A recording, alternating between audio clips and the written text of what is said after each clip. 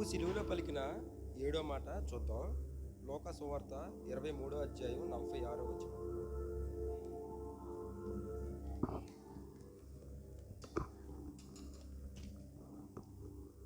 తండ్రి, నా ఆత్మను నీ చేతికి అప్పగించుకొనుచున్నాను అని.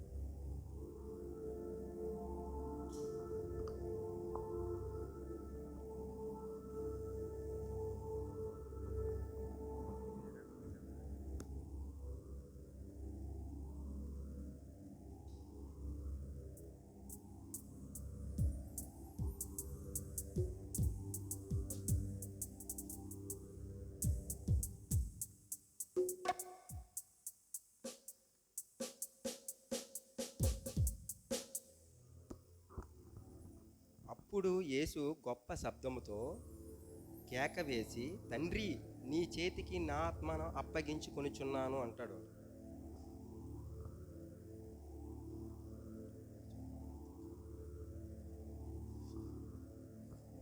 మనం తండ్రికి ఆత్మను అప్పగించుకోవాలి అంటే, మనం తల్లి గర్భంలో నుంచి పుట్టినప్పుడు యథార్థవంతులుగా మనం పుడతాం.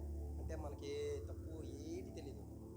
మనం కూడా అలాగే మన ఆత్మని అప్పగించుకోవాలి. పుట్టినప్పుడు ఏ విధంగా అయితే పుడతామో, చనిపోయినప్పుడు కూడా మన ఆత్మని అదే విధంగా దేవుడికి అప్పగించుకోవాలి.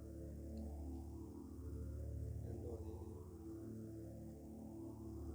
తండ్రి మొట్టమొదట ఆత్మతోటే పరిచర్య ప్రారంభించారు.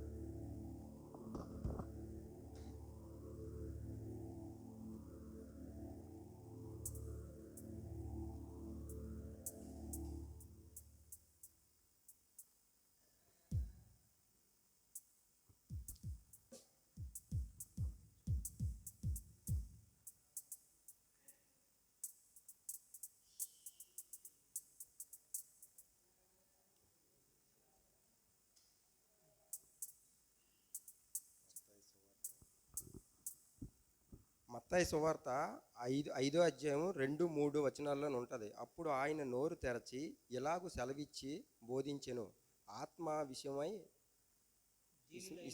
దీనులైన వారు ధన్యులు అనేసి ఉంటుంది. వారు భూలోకంలోనే స్వతంత్రించుకొని ఉంటారు.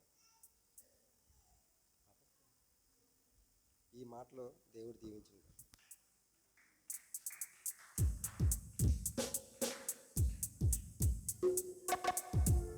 దేని మీద